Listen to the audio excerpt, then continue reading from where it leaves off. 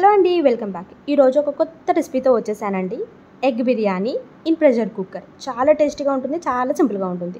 నా ఛానల్లో నేను చూపించబోయే అన్ని రెసిపీస్ చాలా సింపుల్ అండి. బ్యాచిలర్స్ కానీ, న్యూలీ మ్యారీడ్ కపుల్లో వైఫ్ కానీ, వర్కింగ్ ఉమెన్ కానీ, హౌస్ వైఫ్ కూడా అలసిపోయి ఉన్నప్పుడు సింపుల్గా ఏదైనా చేయాలి అని అనుకుంటే నా రెసిపీస్ని ట్రై చేసి చూడండి. చాలా సింపుల్గా ఉంటాయి అండ్ టేస్టీగా కూడా ఉంటాయి.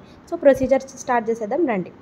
ఎగ్స్ బాయిల్ చేసుకున్న ఎగ్స్కి కాట్లు పెట్టేసుకుని ఒక ప్యాన్ తీసుకుని ఆయిల్ వేసేసుకుని ఉప్పు కారం పసుపు వేసేసి ఎగ్స్ని ఫ్రై చేసేసి పక్కన పెట్టేసుకోవాలండి. ఫ్రై చేసుకోవడం వల్ల ఏంటంటే బాయిల్డ్ ఎగ్ తినే ఫీలింగ్ రాకుండా మంచి మసాలా ఎగ్ తిన్న ఫీలింగ్ వస్తుందన్నమాట.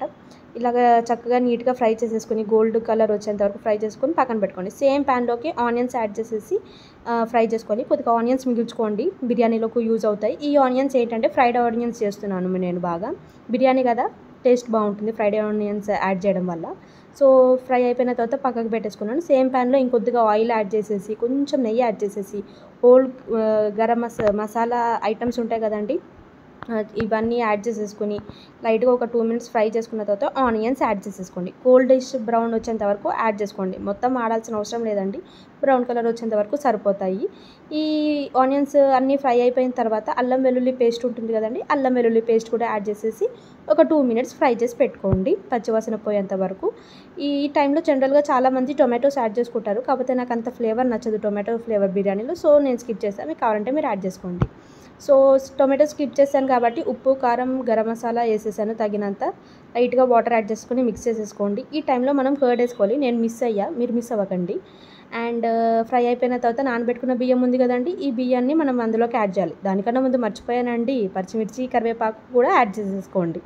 యాడ్ చేసుకుని ఒక 2 minutes ఉన్న తర్వాత ఆ రైస్ ఉంది కదండి, నానబెట్టుకున్న రైస్ని ఇందులోకి యాడ్ చేసేసుకోండి. చక్కగా యాడ్ చేసేసుకున్న తర్వాత నేను మీకు చెప్పినట్టు కర్డ్ నేను మర్చిపోయాను కాబట్టి ఈ స్టేజ్లో నేను కర్డ్ యాడ్ చేసుకుంటున్నాను. నో ప్రాబ్లం అండి, ఎప్పుడు యాడ్ చేసుకున్నా. కాకపోతే కొత్తగా కుక్ చేసే వాళ్ళు కొద్దిగా కన్ఫ్యూజ్ అవుతారు. సో యాడ్ చేసుకున్నా పర్వాలేదు. యాడ్ చేసుకున్న తర్వాత నేను వాటర్ యాడ్ చేసేసుకుంటాను.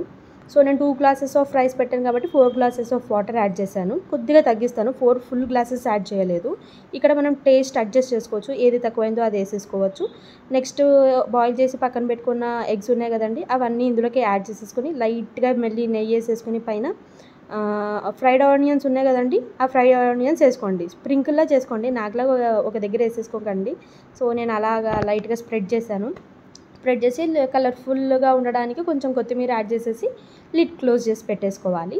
సో లిడ్ క్లోజ్ చేసి పెట్టుకున్న తర్వాత దీనికి ఒక 3 విజిల్స్ రావాలి. 3 విజిల్స్ వచ్చాక చూసేద్దాం రండి ఎలా ఉంటుందో. బిర్యానీ రెడీ. స్మెల్ అయితే అద్దరిపోతుందండి, ఇంటి నిండా ఇదే స్మెల్ వస్తుంది. చూడండి లైట్గా ఒకసారి అలా మిక్స్ చేసుకోండి. ప్రెషర్ కుక్కర్ కదా, తీసి అలా వదిలేయకపోతే ఇంకా ఎక్కువ ఉడికిపోయి మెత్తగా అయిపోతుంది. ఎగ్స్ అబ్బా దొరికింది, ఒక ఎగ్ ఉందండి. ఎగ్ కూడా మంచిగా చూడండి ఎంత చక్కగా ఉందో. చూసేసేంట మీరు ట్రై చేయండి. ఈ ఎగ్ బిర్యానీ చాలా సింపుల్గా చాలా టేస్టీగా ఎంత క్విక్గా అయిపోతుందో. మనకి టైం లేనప్పుడు ఇలా చేసుకుని తింటే హాయిగా ఉంటుంది. నచ్చింది అనే అనుకుంటున్నాను. మీరు కూడా ట్రై చేసి మీకు ఎలా కుదిరిందో చెప్పండి. Thanks for watching my channel.